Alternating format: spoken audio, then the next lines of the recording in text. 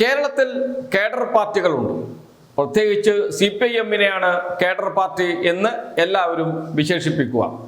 Cadre പാർട്ടിയാവാൻ മറ്റു പാർട്ടികൾ ശ്രമിക്കാറുമുണ്ട്. ഒരു പരിധിവരെ BJP-യും കേഡർ സിസ്റ്റം നിലനിർത്തുന്നുണ്ട്.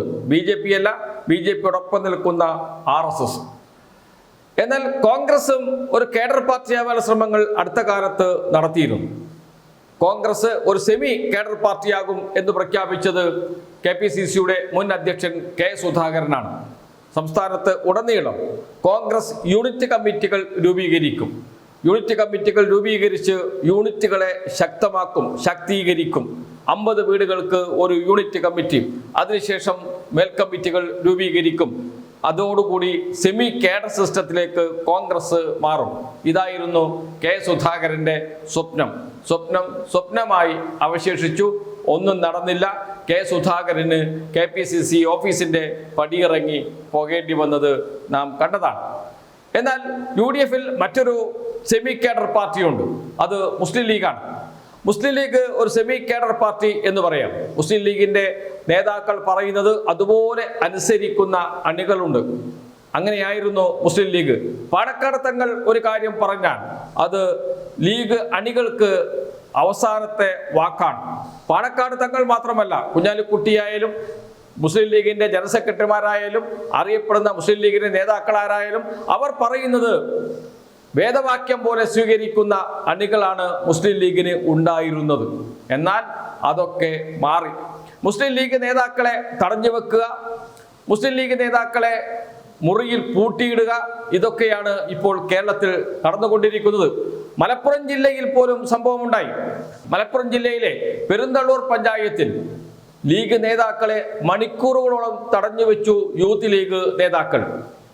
3 ടേം നിബന്ധന പാലിക്കണമെന്ന മുസ്ലിം ലീഗിന്റെ നേതൃത്വത്തിന്റെ തീരുമാനമുണ്ട്.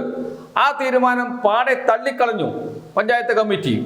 അങ്ങനെ 3 ടേം മത്സരിച്ച ഒരു വ്യക്തിക്ക് വീണ്ടും മത്സരിക്കാൻ അവസരം നൽകി.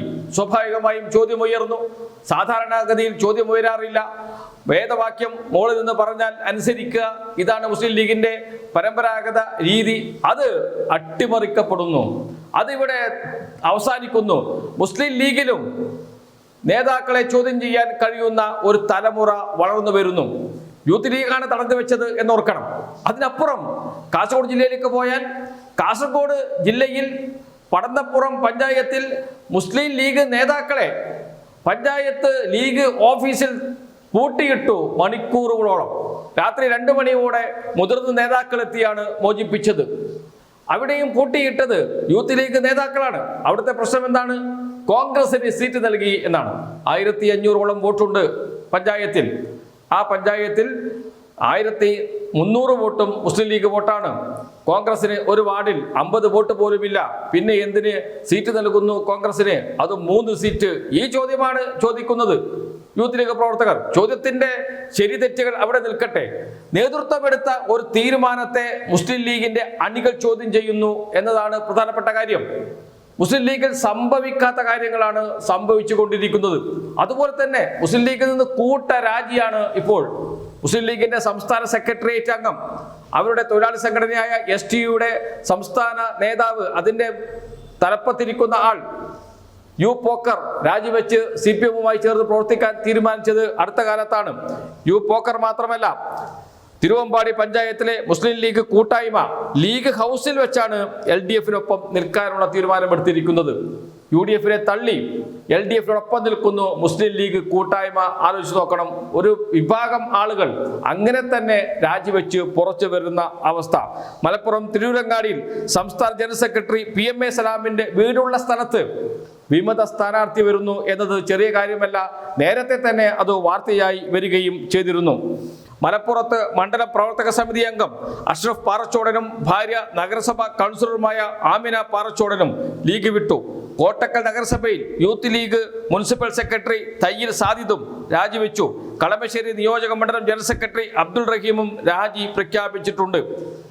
Kozhikode corporation councillor K. Ramlath, പയ്യോളിയിലെ അഷ്റഫ് P. കോട്ടക്കൽ എന്നിവരും രാജിവെച്ചു. എന്ന് വെച്ചാൽ വിവിധ സ്ഥലത്ത് രാജി ഇങ്ങനെ തുടർന്നു കൊണ്ടിരിക്കുകയാണ്.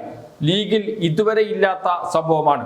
മുസ്ലിം ലീഗ് എന്ന രാഷ്ട്രീയ പാർട്ടിയിൽ മുകൾ തട്ടിൽ നിന്ന് ഒരു അഭിപ്രായം പറഞ്ഞാൽ അത് അതേപോലെ അനുസരിച്ചു പോരുന്ന ഒരു രീതിയാണ് ഉണ്ടായിരുന്നത്. അത് തകിടം മറിഞ്ഞിരിക്കുന്നു. മുസ്ലിം ലീഗ് തന്നെ അതിന്റെ സംഘടനാ ശേഷി തന്നെ ദുർബലമായി മാറിയിരിക്കുന്നു, കെട്ടുറപ്പ് നഷ്ടപ്പെട്ടിരിക്കുന്നു എന്ന് പറയേണ്ടി വരും. അത്തരം അനുഭവങ്ങളാണ് മുസ്ലിം ലീഗിന്റെ അകത്ത് നിന്ന് പുറത്തു വരുന്ന വാർത്തകൾ. ഈ രാജിയൊന്നുമല്ല, ഇനിയും രാജി നടന്നുകൊണ്ടിരിക്കും. നേതാക്കളെ അടക്കം വളഞ്ഞു വെക്കുന്ന, മുറിയിൽ പൂട്ടിയിടുന്ന അവസ്ഥയിലൊക്കെ കാര്യങ്ങൾ എത്തിച്ചേരുന്നു എന്നത് ലീഗിനെ സംബന്ധിച്ച് നല്ല വാർത്തയല്ല. ലീഗും അടിമുടി ഉലയുന്നു എന്ന് പറയേണ്ടി വരും.